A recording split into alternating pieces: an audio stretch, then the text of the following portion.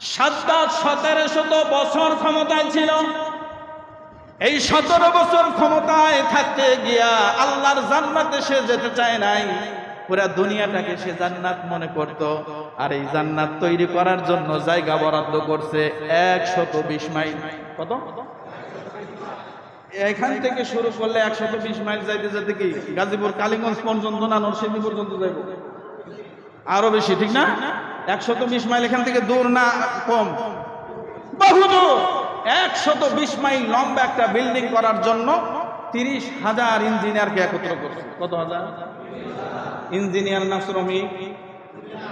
কথা কয় না, ইঞ্জিনিয়ার না শ্রমিক? ইঞ্জিনিয়ারই যদি 30,000 হয় তাহলে শ্রমিক কতজন?